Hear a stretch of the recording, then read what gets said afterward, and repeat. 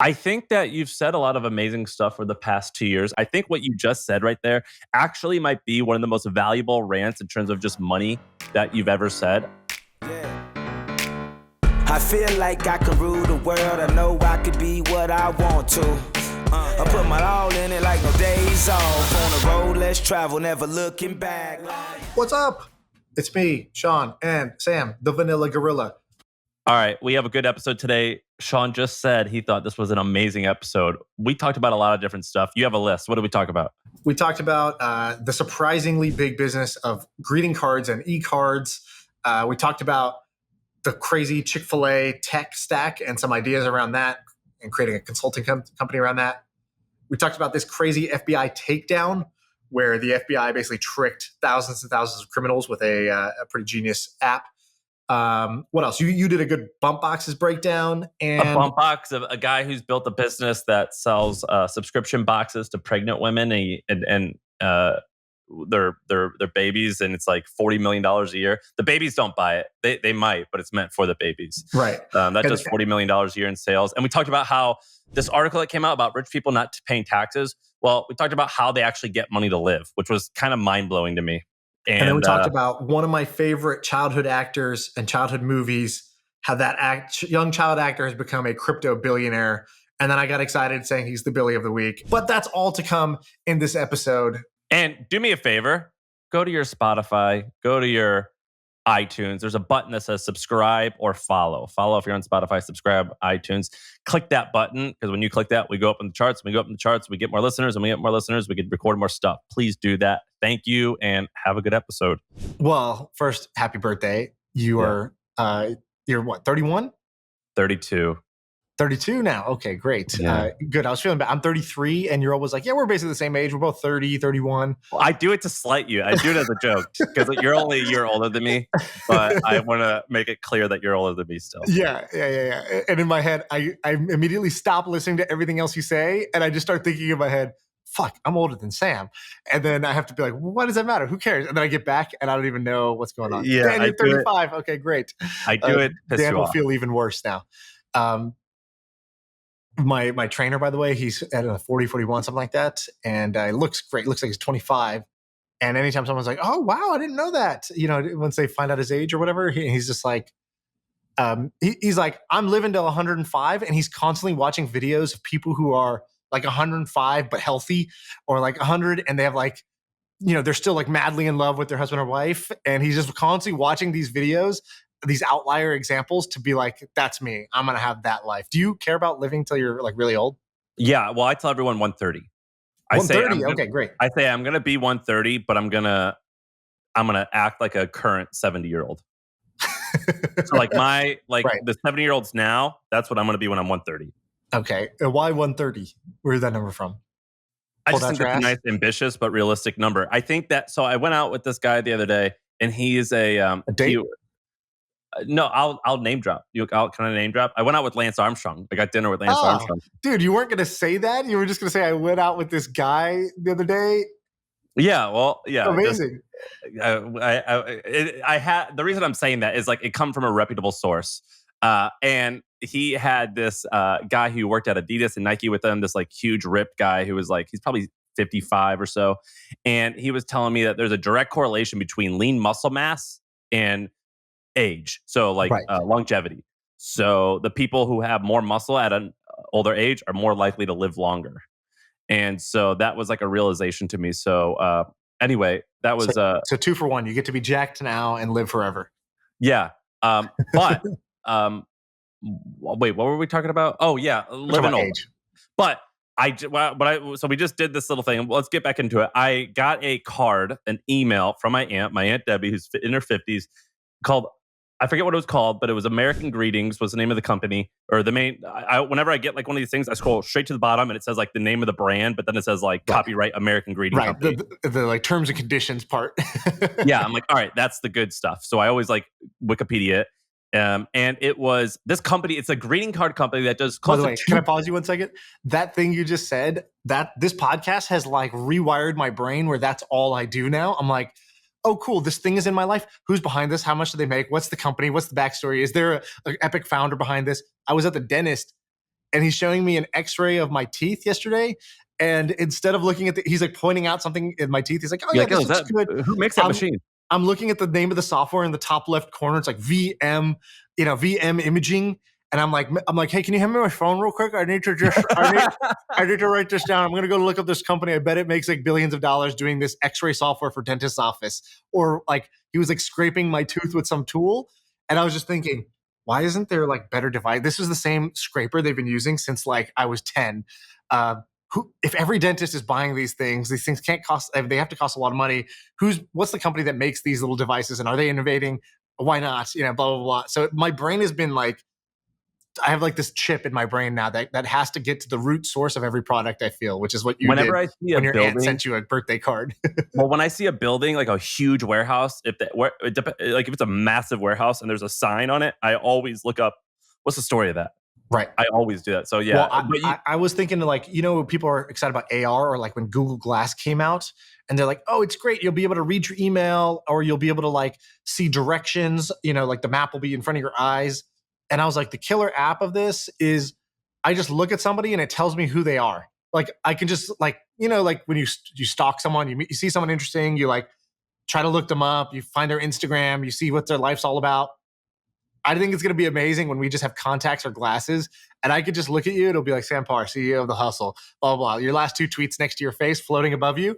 And you have no idea that I just have like, there's also interrogated you. There's also practical stuff. Me and Sarah were walking on the street the other day, and Sarah saw a guy with a collared shirt, and she's like, "I think we know that person, but I can't tell because all white guys with collared shirts look the same to me."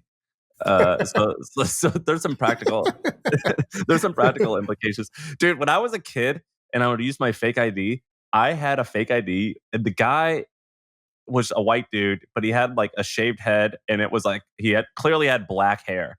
But if you go to the Indian or the black stores with like a black clerk, like a clerk of a different race, they all thought that like all white people look the same. Looks just like you. And so the joke was you have to go to a person who's not white because they all think we look exactly the same. Did you ever do that when you were a kid? Like you got to go to the white clerk. I didn't realize that hack, but that makes perfect sense to me. Yeah. Do you think all white people look alike? No, not all white people look alike, but definitely like, John, Jeff, and Jacob, I might mix them up from time to time.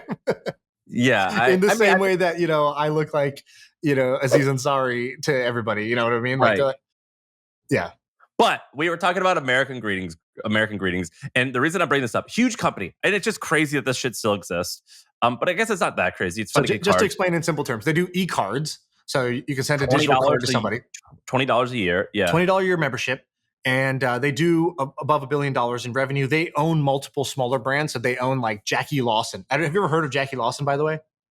No. You should Google this name. So Jackie Lawson, go look at her website. And like, welcome to 1982. So just, I mean, whoever's doing the video on this, you got to pull up the Jackie Lawson. Oh my gosh, I love Jackie Lawson. Literally, okay, so the profile photo looks like, some bootleg Carmen Sandiego. And then it says Jackie Lawson. And then like, there's like a mouse, like a computer mouse is like part of the N. Because probably like when she invented this, it was like new to be like on the computer sending cards to people. And this thing is incredibly popular. People love Jackie Lawson cards. She's like really well known, sold her company, I think, to American Greetings. And I ran a company for a period of time, maybe a year or two. It's called birthdayalarm.com. That's why I bring this up, by the way. Yeah, I didn't start this company, but the company's kind of remarkable. I'll break it down. So Michael and Xochitl Birch were the investors in my previous company. This was their first win. So Michael's a programmer at an insurance company. He's like, this is boring. Wants to go do a startup. He comes up with this big idea to do a self-updating address book, meaning like, what if you had a contact list that was like dynamic? So I'm in your address book. If I ever move, I can just change my address or my email address or whatever, and it'll automatically update in everyone's contact list, dynamically. So you have this idea of this. He builds this product. It's really complicated. It's not really going anywhere. But he adds one feature to the address book, which is birthday. What's your birthday? And which is ironically the thing that doesn't change. You don't need a dynamic address book to do that. But he started sending a reminder. So like a little reminder would come out. Like I should have got a reminder yesterday that said, "Hey, it's Sam's birthday today. Wish him happy birthday." And this was before Facebook. So this is actually an incredibly useful thing. So people used to email him being like, "Hey, thanks so much for that birthday reminder. I would have totally forgot my aunt's birthday. You saved me on that one." Or, I looked like husband of the year because of that birthday reminder. And so he's like, shit, nobody likes my thing, but they just like this one feature. So he makes that the product. So he goes and he makes it birthdayalarm.com. And all it does is it reminds you of your friends and family's birthday. And immediately the site starts to like do a little bit better, but not gangbusters yet. So he says, okay, well, how does this product work? I should be able to email all of my friends and family and say, hey, add your birthday to my birthday alarm calendar. And then he at the time, there was no term for viral marketing, but he's like, I don't have a budget to do, I quit my job to go try to make it big in the startup world. So I don't have a marketing budget. So I need one user to recruit another. So here's what I'll do. When I email all my friends and families to add their birthday to mine, and they go type in June 15th, then it'll say, do you want to save Shaan's birthday in your calendar? And they're like, oh yeah, sure. Why not? Tit for tat. He just asked for mine. I'll take his. And then it says, cool. Your calendar has one birthday in it. Who else's birthday do you want to know? Send this to your friends and family. So that became the viral loop. And all of a sudden, he started getting tens of thousands of members. Still a free product, but tens of thousands of users at the time to him felt like $1 million. It was like, oh my God, I've actually made something that's growing. And then he's like, all right, how do I make this even better? So he went all in on this virality piece. He didn't try to figure out the business model or other things. He's like, how do I make this even more viral? And so he's like, well, today there's still all these steps involved. I got to type in each person's email address. I have to figure out what to write. So he starts one by one changing these pieces. He's like, oh, instead of you having to think what to write, I'll write it for you. Just copy paste this, right? Here's a copy button to copy this into your email client. And then he's like, could I just send this to their whole email address book? And at the time, nobody was really doing this. And so he wrote one of the first scrapers for Hotmail, where you could just log into your Hotmail. And he's like, great, I imported all your contacts. Just hit send and it'll send to all of them. And he's like, dude, this is kind of crazy. Like, he's like, for sure, Hotmail is going to shut this down in 10 days, but whatever, 10 days of growth. Let's do it. And so immediately he wakes up next morning and there's like 100,000 members, and it just keeps growing exponentially after that. And, here we are. He started that website in like 2001. So 20 years later, you could still do that thing in Hotmail and Gmail where you import your address book. They never were able to like fully shut it down. And so he's like, that hack that I thought would last 10 days lasted 20 years. And the site started growing exponentially. So now it has, it's had over, I don't know, maybe 100 million members at this point. Add their birthdays in. Wasn't it making like $5 million a year every single year? So at that point, it's free. Now, what happens is his buddy Morgan, who's like a friend of his, sends him a link to, I don't know what it was. It was either Jackie Lawson, American Greetings, Blue Mountain, one of these websites. He goes, dude, you should do e-cards. I made an e-card website. You should add e-cards to this. That could be the business model. Sell birthday cards, right? Don't just remind them of the birthday. Let them wish them a happy birthday. Turns that on, immediately starts making $10,000 a day or whatever. Numbers are not exact. In fact, we re-released his episode. You can go listen to the exacts, but basically starts making money. That business with just like pretty bare bones. So it was him working on it, his wife working on it. His sister-in-law did the books, and there was like, cousin did customer support. It ran like that for a number of years and just had like, outsourced people making e-cards. And it was making at its peak $4 or $5 million a year of revenue, with most of that being profit, like maybe 80% profit at that time. And it ran like that for a number of years. He used that to self-fund his next startup, a social network called Bebo. And then because he self-funded it with Birthday Alarm, when he sold Bebo for, I think, $850 million, the husband and wife duo, they owned like 70% plus of the company because he had self-funded it using this e-card website. And so when I went to go run his idea lab, that was still the cash cow that was paying for that fancy office you saw, all those Silicon Valley engineers. Most of it was because Birthday Alarm was still cranking $2 million a year of profit, even though nobody was working on it. And there had been no updates for like multiple years at that point. And so then I took it and we tried to like turn it around and make it grow again. And so it started to grow again, after we worked on it. But because of that, I looked into Jackie Lawson and American Greetings and Jib Jab and all these different companies. And this space is actually pretty big. Yeah, well, that's why I brought this up, is I knew I would get a story out of you like that. There's also one other company that somebody who listens to the podcast had told us. I'll give them a shout. Have you seen this app called Givingli? No. So it's a new age version of this same idea. So Givingly, what they make easy is that they're like not just good looking cards, but a gift card to like any service. So like it was my trainer's birthday. I wanted to get him something. I had forgotten to give him a gift. And so I sent him a Givingly, which was like a beautiful little e-card I made on my phone in like, 5 minutes. And then I was able to attach like $100 DoorDash pass to it. So it's like, oh, dinner tonight's on me is what I sent him.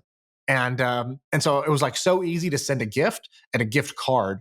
And I was like, oh, this is actually kind of interesting. And so I talked to the founders and their stats are honestly pretty impressive. People send a ton of these. And the way that they grew is a little unconventional. They grew as a Snapchat mini app, which like you kind of don't hear anyone talking about. Like, do you ever hear about Snapchat minis? No, I don't even know what that is. They released this like app platform called Minis. And like you never really hear anybody talking about it. And then when they showed me their numbers, I'm like, dude, where are you getting like hundreds of thousands of users? And they're like, oh, Snapchat. Like people on Snapchat just send little cards back and forth to each other all the time. We're the number one mini. And it's like, what? And so I went and looked in the little mini store, and sure enough, they were like one or two at the time. So I thought that was kind of interesting. And it made me think, oh, I should do a deep dive into minis and see what else is actually working here. That's fascinating. And we've talked about this like idea of like you need distribution first. And if you have that, you have everything. And like That's why I like Chrome plugins. That's why I like WordPress plugins. I didn't even know about minis.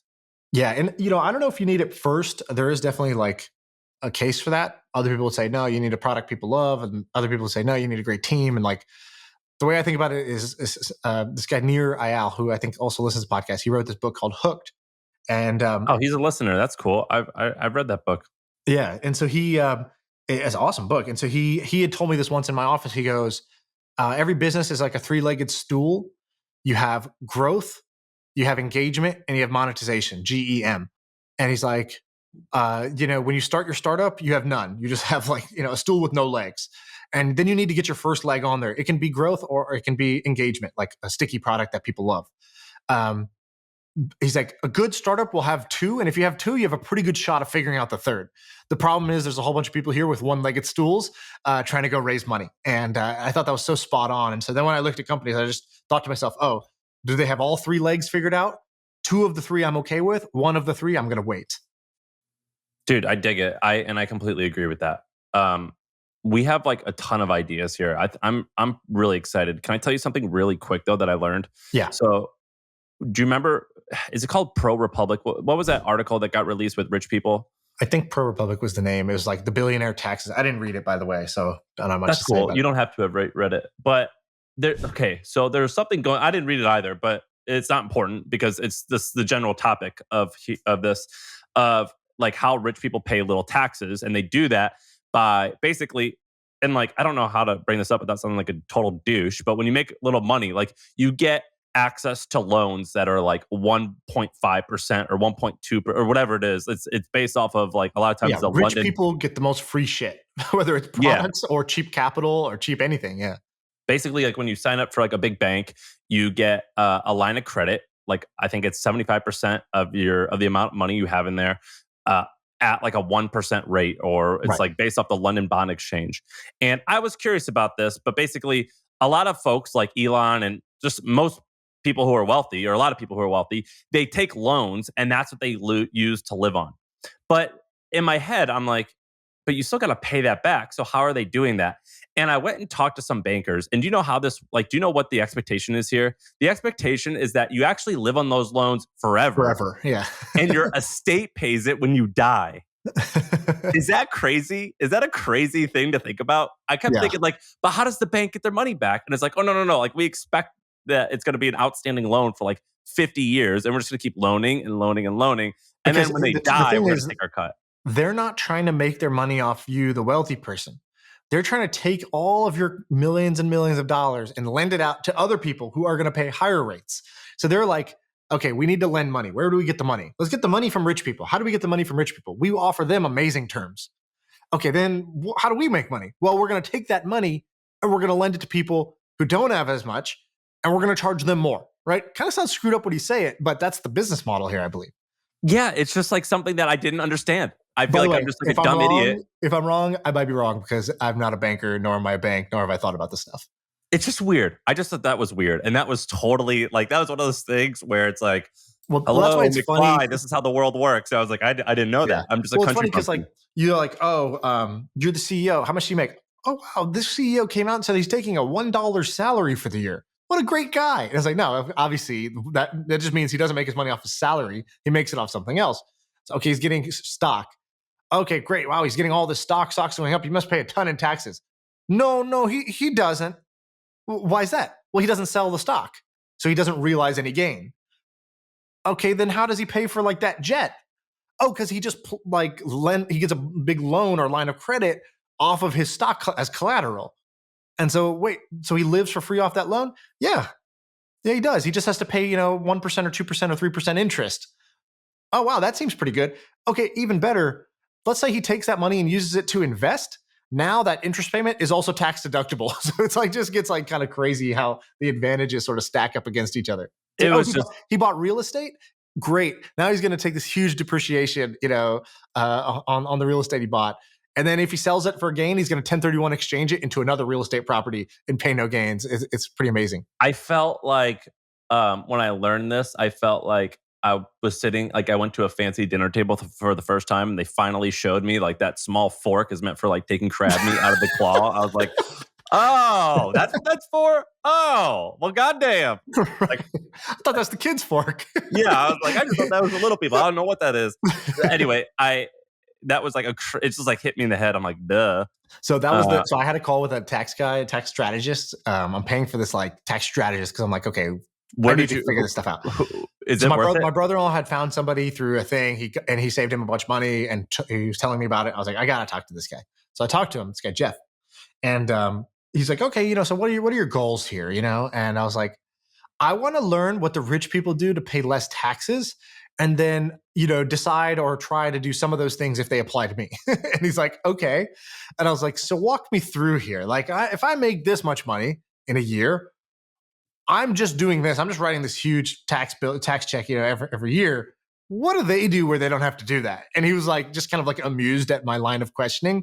But in the end, he was like super helpful. He really like kind of outlined all the things. And then at the end, I was like, all right, how does attorney-client privilege work here? I was like, let's just say I tell you that, this part of my house that's my home office deduction. Sometimes I nap there, and like also I store my dog stuff there, right? Like that's unrelated to my office. I said, how honest can I be with you? And he goes, you can be totally honest, and I recommend you do, but there's no attorney-client privilege. I could be subpoenaed. And he goes, I'm not going to do anything wrong because I don't have to. I go, okay, great. You basically just need to ask for like red light, green light, yellow light. Like now he'll be like, yeah. So like, are you active or passive on that? I'm like, suppose I was active. What would the number be at the end? And then suppose I was passive, and then I will give you my answer by the end of this. And he's like reading between the lines of like, oh, okay, I understand. We haven't even actually gotten into any of my stuff, but I wanted to ask all the questions up front to him about I'm more fascinated with how the tax thing works. I don't even have like a very complicated setup. There's not really anything I could do because I'm not like Elon. I don't have this like complicated structure and all these shares I can borrow against in that same structure. But I am paying this guy to tell me what other rich people do. And I'm fine with that. I think that's a great trade. Do you want to talk about, you want to go? I've got one idea. So I'll give you yours.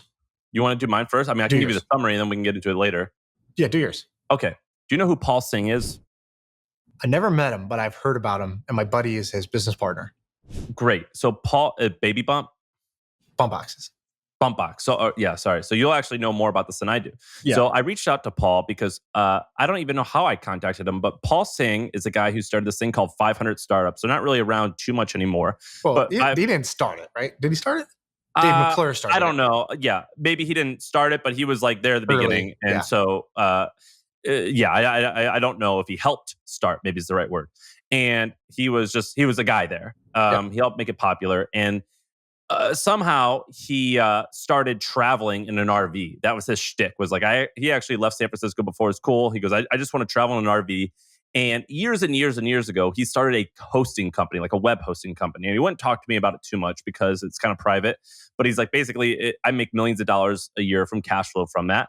and I invest a large amount into privately held companies, both brick and mortar and tech startups every single year. And I would travel just to meet new potential investments. And at one point, I met these folks who had this thing called Bumpbox. It wasn't very popular. And so it sounds like you know the people from Bumpbox, right? Yeah, I know it super well. Oh, well, then you probably know a lot more than I do. But let me tell you what I know. Yep. So he met these folks and he bought into it. He didn't start it and he didn't buy it outright, but I think he Yep. bought into it. So for like $200,000 or $300,000, something like that, he bought a portion. I don't know how much it was, but basically the whole shtick was we know statistically like where you should be in your pregnancy and like the feelings that you're going to have and the products that you're going to need. And so we sell you a monthly box for $50. Well, let me simplify that part. I think it's more like when you get pregnant, especially for the first time, there's like all these new things happening inside your body, outside your body. You're trying to figure stuff out. And there's like a million things that you're supposed to buy and get and do, but you don't know what they are. And even if you know what they are, you don't know which product to buy because you want to buy the one that's like safe, but also effective, but also whatever. And so a lot of reading reviews, trying products. And so what Bumpbox did, which is pretty genius, was they just said, look, we're going to find the best products for every phase of your pregnancy, first trimester, second trimester, third, and then post. And we're going to package it up into a subscription box. So it's just going to show up on your doorstep. You don't even have to think and worry about this stuff anymore. And so Paul came in and he's like, yeah, you guys are, this is okay. It's pretty good. I think we could think just a tad bit bigger and we could turbocharge this. And so now their vision is basically from conception to like 18, 19, 20 years old, a mother is handling lots of different stuff. And we want to be the place that she turns to for a variety of different like needs to care for her kids. Right. And the company's pretty interesting. It's like $40 million in sales. His goal is to grow the company 2x every single year. And of that 40 million in revenue, 60% is from subscription boxes and 30% is from this 30 to 40% is this other stuff. And Paul came into this business and he goes, these boxes are great, but let's just make more and more and more stuff for this person. So let's figure out everything the mom needs and let's just make it. Right. And so now 30 or 40% of their business comes from medical equipment, which I don't even know what that means. Whatever, I don't know what they sell. So like, I don't know if they're selling this yet. We might have to take this out. I don't know if it's out yet, but like, for example, a breast pump. So when you're breastfeeding, you're going to pump in between feeds or whatever, and insurance covers it. And so, these things are expensive devices that you need, medical devices that the doctor sort of gives you that you'll use for the first year or so of your pregnancy, of your afterbirth. And the other stuff they sell is they'll figure out that you want this and they're going to call you, and one of their insurance agents are going to call you and say, here's the 50 best types of insurance companies that you should check out if you want to buy this breast pump or whatever. It's all covered by insurance. And then they make a cut off that lead. So kind of an interesting company that I wanted to talk about. And I wanted to talk about it because there's a few things going on here. First, this is a guy who has made a lot of money angel investing in tech companies. And he told me, I never want to raise money. I want to own as much of this business as I can. And we could either distribute profits to ourselves and our employees, or we could sell for a fuckload of money. And B, I just think that it's kind of interesting. It's not like it's out of my world. I don't have kids. I'm not a woman. It's just kind of interesting. What do you know about this? So Leland, who's the founder, and then Leland is his wife. I don't remember his wife's name top of my head, but they started this thing. They're amazing. He's been so helpful to me in e-commerce. He really knows his shit and just awesome guy. I think they're based in Illinois or something like that. And, super, super nice in the Midwest, built this company out. It's kind of a great company. And I think subscription is really hard to do, but when you do it, it's fantastic. And I think they've done a pretty good job of actually pulling it off. And the way he says it, he's like, we're not a box company, we're a mom acquisition machine. And I'm like, that's absolutely right. And that's why they think bigger than just what's one product we could sell to them. Okay, box might be the first. What's the second? What's the third? What's the fourth? Because we're just going to acquire moms at an insanely good rate and be able to offer them products that they're going to need for, the period of their child, childcare time. And I said to Paul, I go, this is great, but you are doing a lot of stuff that I think is a bad idea, but it's a great idea. I mean, clearly you're making it work, which is you are not just you're not focusing exactly. You're focusing on the mother category, but you're launching loads of different stuff. And he goes, yeah, that's actually our goal. And the reason we're doing that is our whole unique strategy is that we're going to move quickly. But he's like, when you think about it, 100 years ago at some board meeting, the guys at P&E or Kellogg or whoever it is, the big conglomerates nowadays, they go, like, look, we could start building, you could start selling more soap, or we could just buy all the soap and then buy all the razors and just buy everything that like you possibly use in your home and own the whole category, as opposed to just focusing on this one thing. And even though tech focuses on this one thing, let's just do the opposite and say, why can't we build a family of companies? And I thought that was pretty cool. It broke my frame. It's a little different than what I've heard or what I would have done. And I think it's neat to see something that's the opposite of what I like or what I would do. The one caveat would be, I think they did focus on getting Bumpbox's core to work for a number of years, right? This is not new. Obviously, yeah. So you buy yourself the right to try a bunch of new things by getting your core to work really, really well and get to scale. So I think they did that part. They weren't doing, I don't think 5 different things before. The other thing is like, this idea is so simple. But when you talk to Leland, you're like, oh, you're like a badass operator. Like he's in the nitty gritty. He's like, oh yeah. And Facebook ads, I can copy paste this over here. And if I do that, it's just a little bit better. The platform doesn't even really support it, but I can do it manually this way. Or like, they'll use when they're marketing to people, they're like, yeah, we actually call, I don't know if you've ever heard of this. Have you heard of like ringless voicemail? No. It's like this marketing tactic that he's like, oh yeah, we call our customers. I was like, don't people hate getting calls? He's like, oh, it's not a call. It goes straight to voicemail. I was like, what? He's like, yeah, there's a way to call somebody that goes straight to voicemail and you leave a message. So it's a great way to instead of just staying in the email inbox and you're buried under 5,000 other emails, the person might get 1 or 2 voicemails a day. And one of them can be from us. And people like hearing from us and they hear a voice of a human being talking to them. And I'm like, he's just doing 1,000 of those small operational wins every year. And I'm like, oh, that's why you win, because this is a simple idea that I think 9 out of 10 entrepreneurs who tried this same exact idea would have failed. Same idea, same time. So why did he sell a portion of it if he's a powerhouse? He just needed some help? Early on, I think they needed some capital, and I think they met Paul, were pretty impressed by him, and I think he's been a good kind of like partner for them. But if you offered them a deal now, I don't think they would take it, right? Because he's in a different position now than when it's just like, I mean, he started the company, him and his wife were like, I think they were like at a conference or something like that. And they were just like walking. It was like, like the parking lot or the hot dog stands, like, far away because everything's inconvenient at an event. And while they were walking there, they basically like had this idea. They're like, screw it. Why don't we do this? Like, let's start a business. Why don't we just go for it? And they just like kind of decided to do it. And so, at that point you're really green. You don't know anything. And then now he knows obviously a lot because he's been doing this for, I don't know, whatever, 7 years or something. Have you heard of, I'm making a quick pivot. Have you heard of this thing called the anti-Galloway index? I don't know if it's a real thing. I know that a lot of people basically make fun of Scott Galloway for being absolutely wrong about all his investment advice and predictions. So there's this guy. Did someone turn it into an actual investable and it's asset? crushing. No. So there's this guy named Scott Galloway. Scott Galloway, I've had lunch with him. He's been nothing but nice to me, but a lot of people dislike him because he makes some crazy statements. They tease him for being real woke.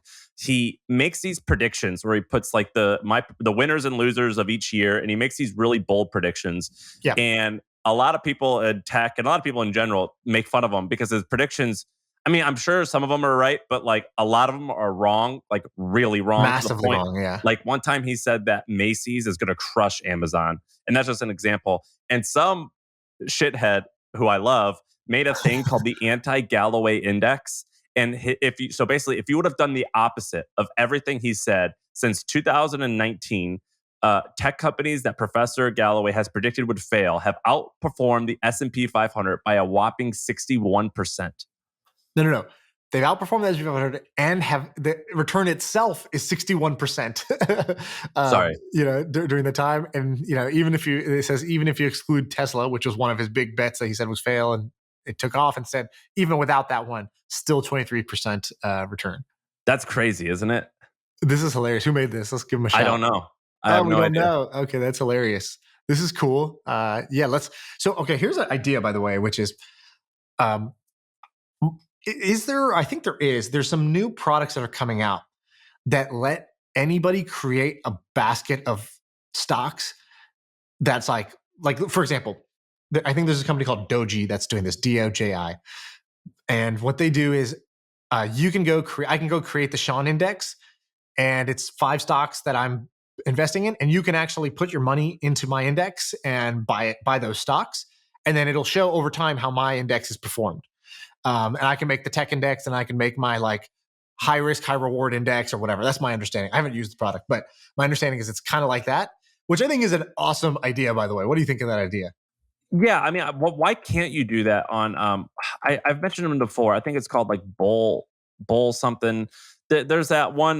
There's that one Israeli Robinhood competitor, and they've done this. It's called Copy Trader, and you can create Webull. Is that what it is? Yeah. Webull.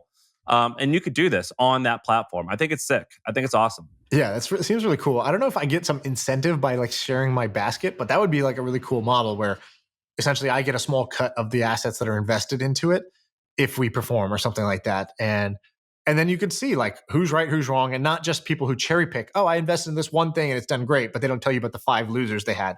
Here, it's like all on the record what you picked, and then you can see like the Galloway index. I think it's amazing.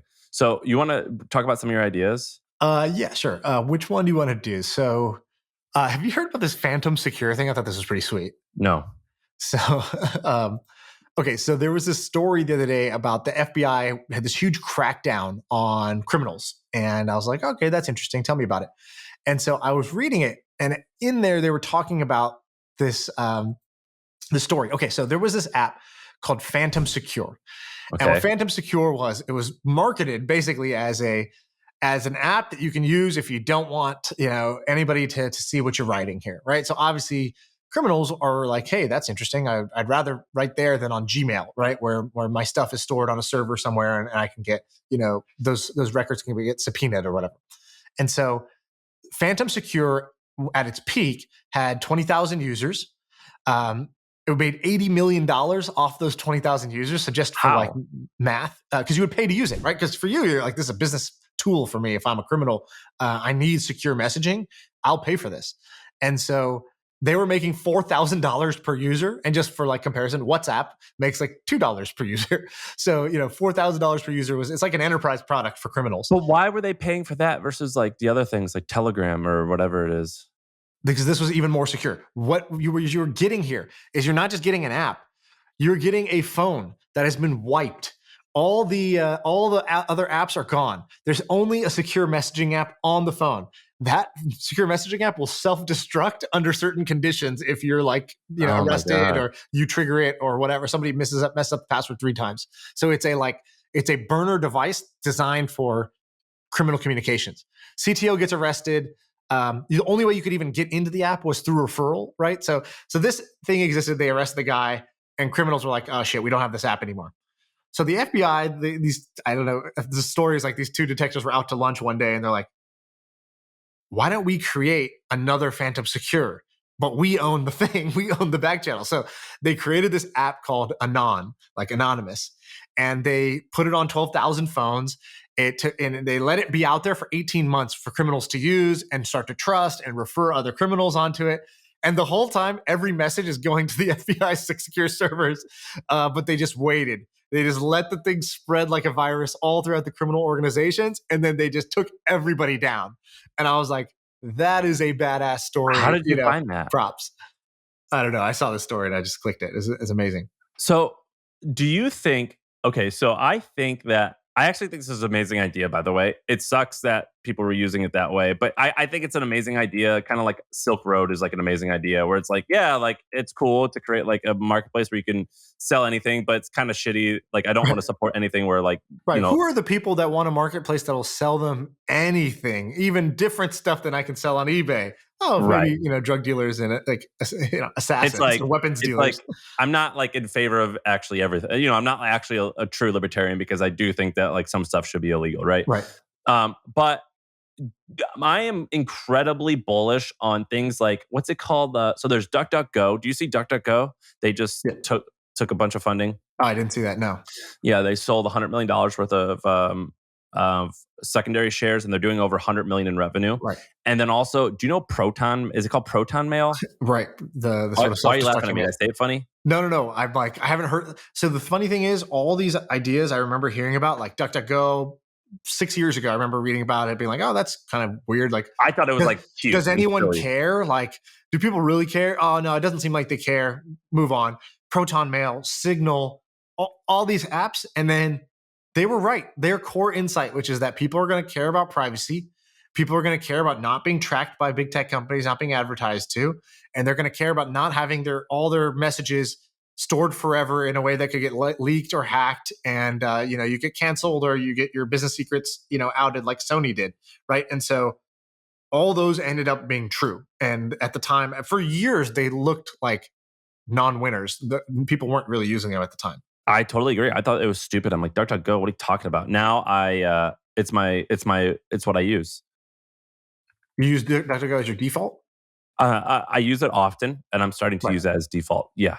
And do you use Brave? Because Brave is the new one that I think fits into this category. Brave browser. No, I haven't yet because switching from Chrome is shockingly challenging. Right, but switching from anything, switching from mail, messaging, they're all a bit challenging. Google's a bit easier. Is it? Why? Like switching my search thing? Yeah. I mean, I could probably get good results on Bing or Google. I mean, I'm just really trying to go to the Wikipedia or Quora or Facebook or Twitter. Right. I'm pretty sure that private browsing, basically, like a Brave or a Brave-like company, 5 years from now, we're going to look at it and it's going to be just like DuckDuckGo or Signal, in that like it just takes over slowly but surely. I agree, and I think that 10 years from now, we're going to say like, I can't believe you used to use X, Y, and Z, and you would just do that. Like that's shocking to me. Right. You used to just give up your location to anybody to be advertised to, right? You used to, like Alexa, right? You used to just have like a hot mic on in your house all the time, right? So those are going to seem like strange and situations like that we were okay with. That's the inflection. So the other day, if you didn't listen, we had this guy named Mike Maples on, and he was kind of a genius. And he talked about inflections, and he's like, "What I invest in early stage stuff, and it's pretty impossible to predict what's going to be big. So I try to use some frameworks, and I just basically think like, what interesting things, what interesting inflections are going to happen in 10 years that's going to make X, Y, and Z possible, but it's not possible right now, and I'm going to try and get into it. So like for example." Uber, what made it possible was everyone started having really great phones that had GPSs in it. Without those GPSs, it would have been very challenging to do this. Right. And one of those inflections that I believe to be true, and I'm trying to put my money where my mouth is and invest stuff like it, is this privacy thing. I believe that to be true. I believe that's going to be a big thing coming up. I don't know who's going to win or what the end result will look like, but I believe in the mega trend. Right. You know what to look for, and you know what's going to look strange now, right? We talked about Guardian, that app on your phone that like is like a auto VPN for your mobile apps. Brave browser, I think, fits into that. When Mike Maples was on, he said something really fast that I thought was actually super insightful that we didn't really go into. He goes, every like kind of era of tech, the old valuable thing becomes like completely commoditized, and there becomes a new valuable thing. So what does that mean? So he goes, back when it was like, at first you were selling PCs and all the money to be made was in the hardware. And then you had like Microsoft and others basically come up and they're like, cool, IBM, you be the hardware, we're going to be the software. And then like all the money shifted from being made in the hardware to the hardware became completely commoditized and all the money was made in software applications. And then it was like, oh, software applications are like where all the money's made. And then people started making services like Google and Facebook. It's like, wait, it's a free software application. So then how do you make money? It's like, because data is the valuable thing. You don't realize that, right? Microsoft doesn't realize that. They're going to charge you for the software. We're going to give away free software, but we're going to make all the money on the data. And it's like, okay, great. And the shift that's happening now is that data is the thing that makes money. We're going to make our data open source. We're going to make our blockchain open. Anybody can build on top of it.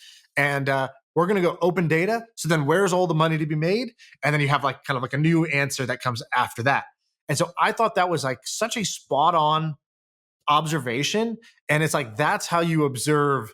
That's how the next, $100 billion, $500 billion company looks nothing like the last one. And if you're just looking to match what's the next Microsoft, you're never going to think it's Facebook, this college social network that's free, right? You're never going to think it's Google, this search engine that's free. You're going to think it's supposed to look more like Microsoft, this like enterprise paid software thing.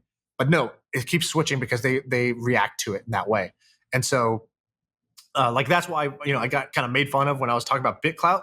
But BitClout, I think, is an example of this, where they took the most valuable part of Facebook and Twitter, which is the social graph and the data that's underneath it. And they were like, nope, that's going to be freely available. Anybody can take our data. You can make a better version of BitClout. You can make a new skin, make a new client. You can make a fork off this. The data is all open chain, which Facebook would never give you access to their database that shows you every person, their photos, and their friends.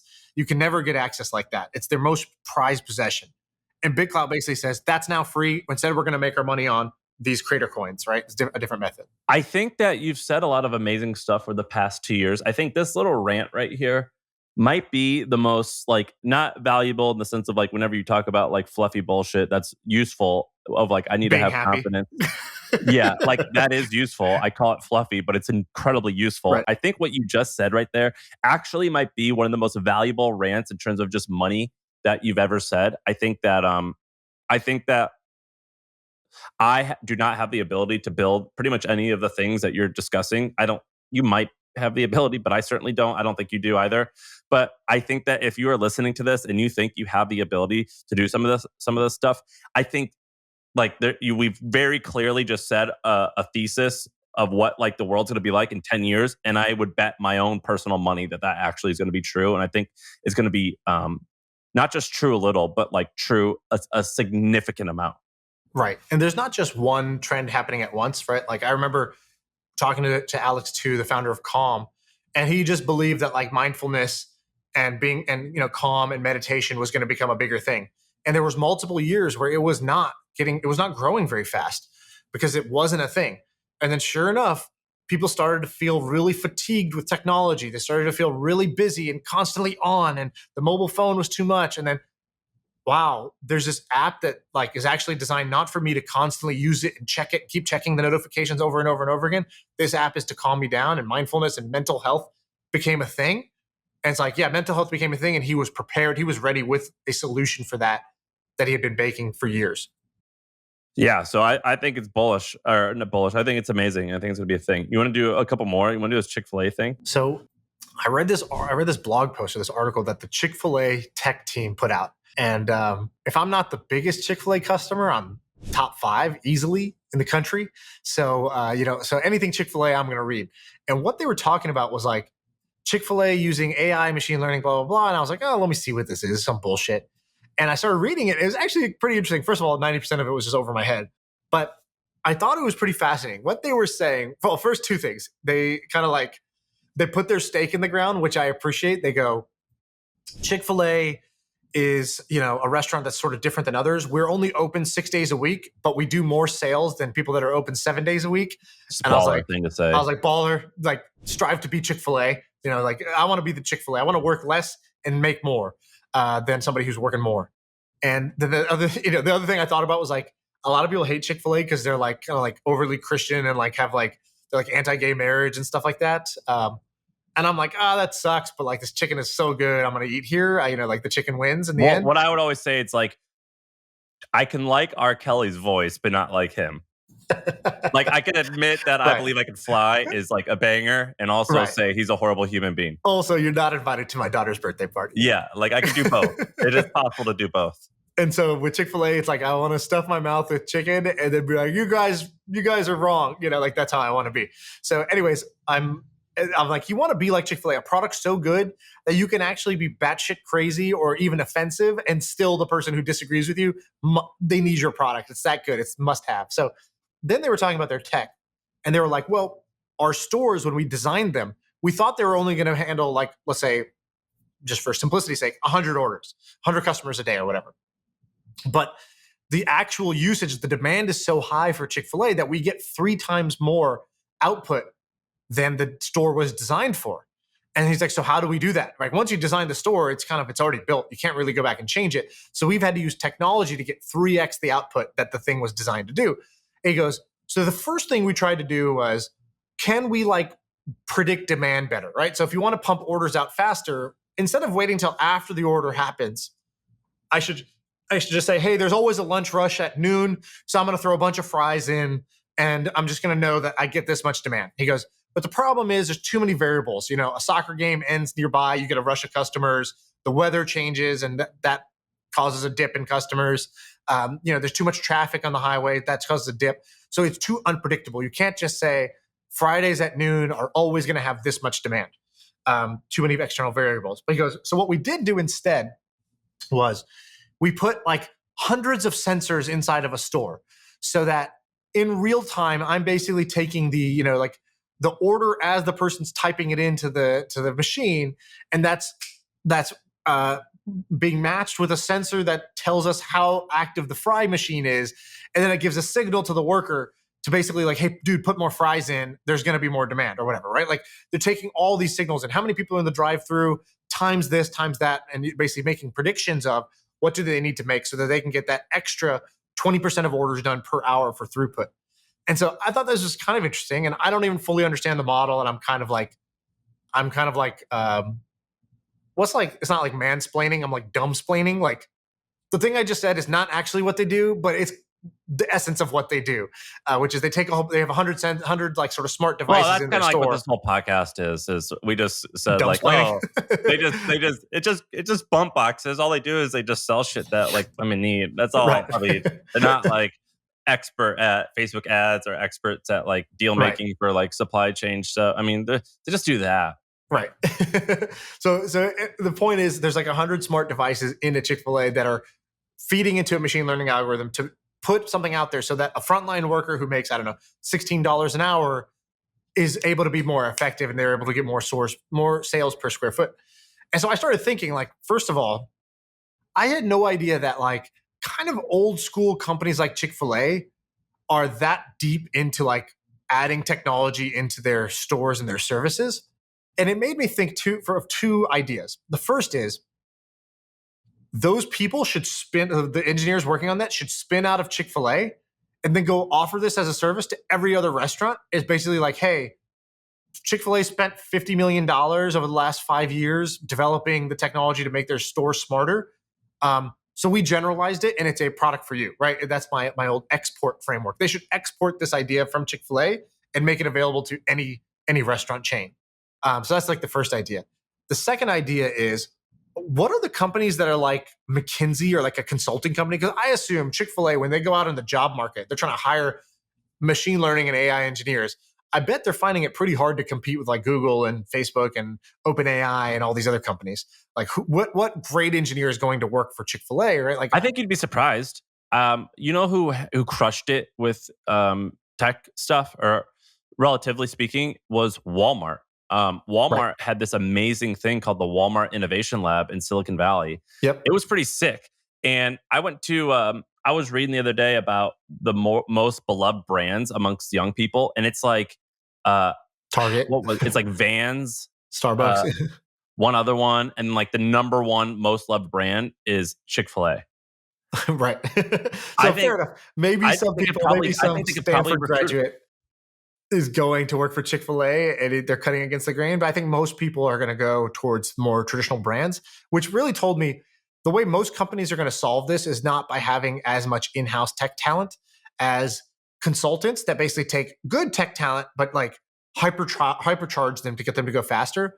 And so I'm curious, I bet this exists, but I'm curious who's building like a McKinsey type of company, like a badass consulting company that is only tech consulting. It's hardcore engineer. It's engineering specifically around like the new age stuff of machine learning and AI. And I think that you could build a new McKinsey, Deloitte, PwC that is basically when your company needs tech answers, you basically hire this high price consulting firm that comes in, and these guys are not suits that are great talkers. These are and make great pitch decks. These are engineers who come in and they actually build and they teach your team how to build and they build themselves. Wouldn't I know that Venture or all these guys offer that, you think? They do offer it, but I think their brand is not branded as this. And so I think there's an opportunity to come in and say, we dress differently, we talk differently, we don't have these 10 other offerings that McKinsey has. We are actually the best. If you really want to hire the best when it comes to engineering, all of our guys are straight out of Facebook, Google, Stanford, Harvard. That's our crew. And everybody's got a computer science degree. This is our CEO. Look, he's a nerd. He's got Cheeto dust on his shirt. Like that's who you're dealing with here. Whereas today, I know that McKinsey and others are like offering these as part of their services. And in addition to like tax planning and like 10 other things that they're going to do, like financial audits and like other shit. So I think there's an opportunity to create like a big four type of consulting company if you just went all in on engineers. I'm on board. I think it's cool. I think that any engineer who's smart though would never want to start this business because that would be hard as fuck. But I do think that there's so many cool things that started as agencies that eventually they create their own software and it becomes badass. So, for example, I do think it would be cool to do this for 5-10 years and then eventually just make the software and you could become, it would be a really easy way, or not easy, straightforward way to have a bootstrap software company. So have you ever heard of Consensus? No, what is it? So Consensus is it's a version of this. It's in the crypto space. So it was started by this guy, Joe Lubin, who was like one of the first kind of like 6 guys backing Ethereum. So he was like Ethereum pre-launch. I think he was one of the main funding sources. Essentially, he came from the finance world, and he believed in Ethereum, and so he's known as one of the co-founders of Ethereum. Guy basically became a billionaire off of Ethereum. Takes the billion, he takes that, he basically spins off. Ethereum launches, and instead of sticking with the Ethereum Foundation, he creates Consensus. Consensus is like, we have an office in New York, LA, Shanghai, whatever, right? Like Tokyo, whatever. They like kind of a traditional consulting model, and but they weren't just doing consulting. But what they do is they had like in-house projects. So, for example, MetaMask, which is like the most popular Ethereum wallet, I think, that's built into a browser, was like either incubated there or they like kind of like found the guy who built it and brought him into Consensus, and that was one of their projects. But they make like, they'll go to like MasterCard or Visa and be like, you guys keep hearing about blockchain, right? Don't you need like just a group of blockchain like specialists who can come and teach your company how you should be using blockchains, and we'll consult with you, that we'll build projects for you, and like we'll be kind of this like hybrid like agency, incubator, consulting company type of thing. And they do like, I think they said they forecasted like 60 million of revenue in 2021.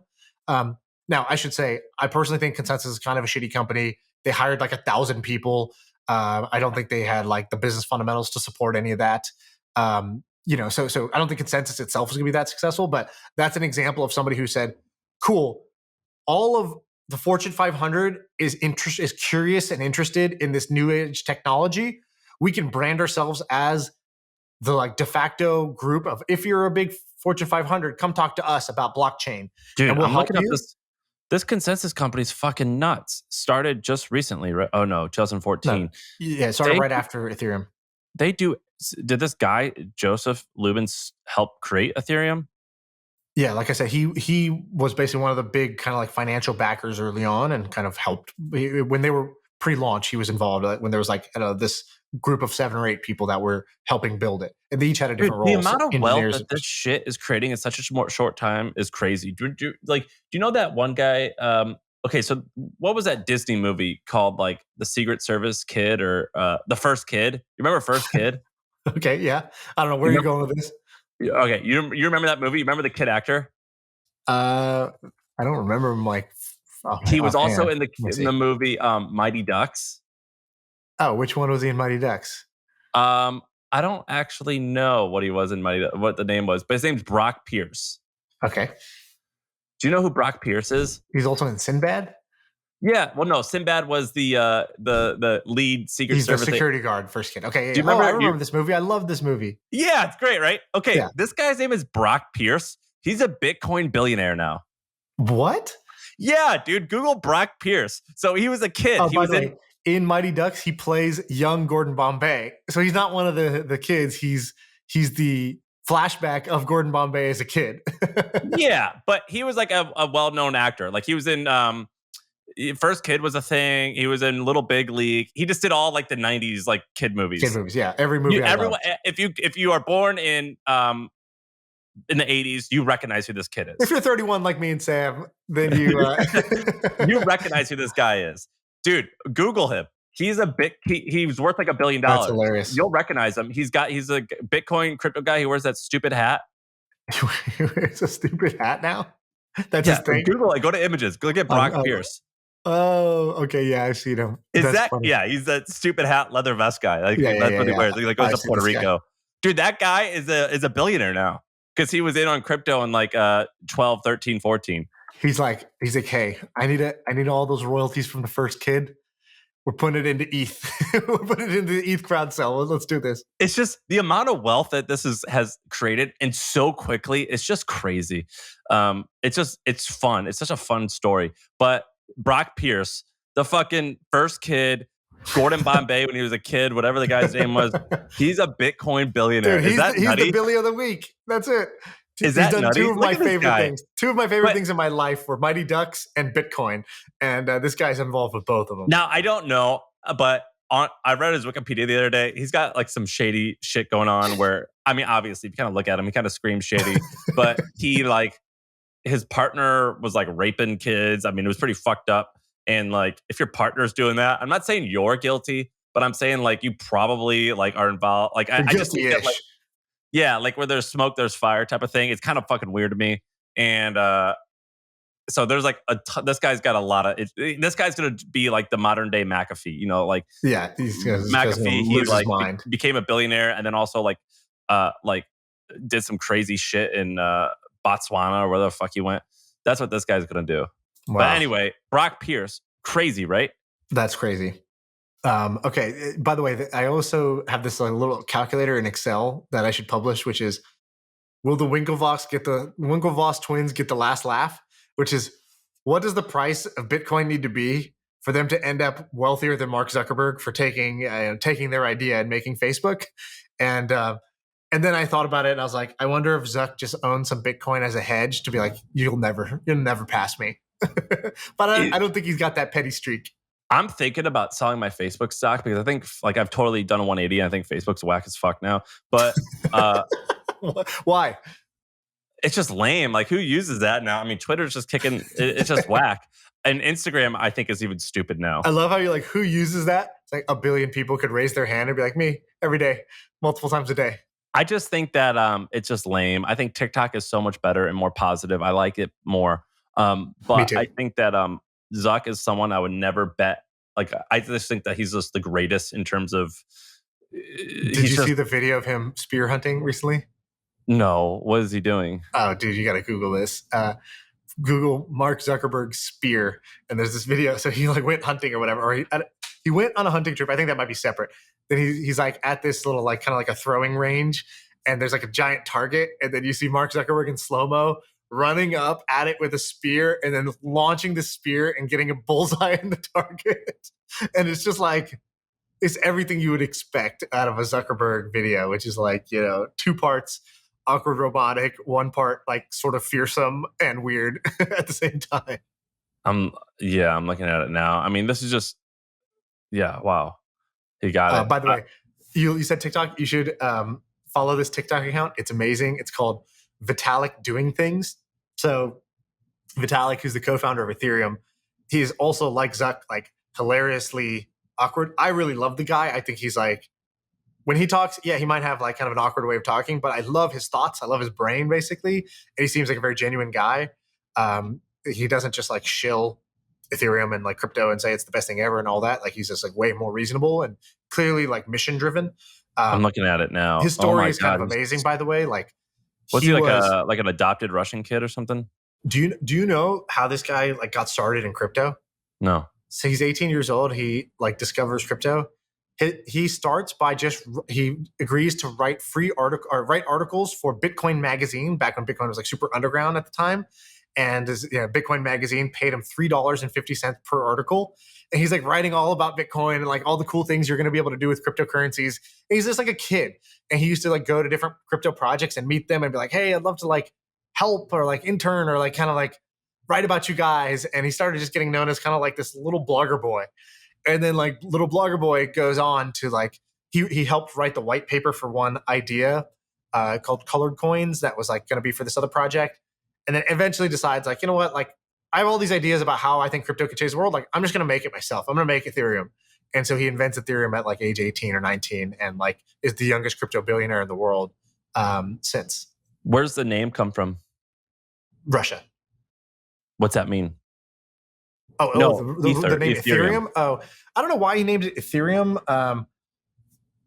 Ether is like kind of like, it's sort of like, I don't know if you know what Ether is. It's sort of like this it's like out of the ether. It's like this, like it's like the substance of the world. It's basically like, I don't know how you describe ether. Really, it's like matter. It's like a word like matter in the universe. And so I don't know why he called it ether. I think it was like, I don't know. I don't know the backstory. I shouldn't really speculate. Well, you should have figured that out. I thought you were like betting your life savings on this. I took one look at this guy and I was like, I'm going to hitch my wagon to this nerd. This guy's taking me to the top. I think that's a good bet, to be honest. But the TikTok channel, Vitalik Doing Things, is amazing comedy because he's just a very unintentionally comedic guy. Dan posted it. So he goes, I immediately realized that I liked it better than all the other alternatives that I'd seen. I suppose it was the fact that it sounded nice and it had the word ether, referring to the hypothetical invisible medium that permeates the universe and allows light to travel. Right. Yeah. See, that's the guy you want to bet on. All right. I think that's the show, right? Yeah, that's it.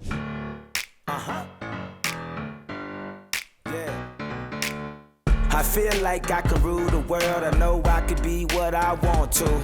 I put my all in it like no days off. On the road, let's travel, never looking back.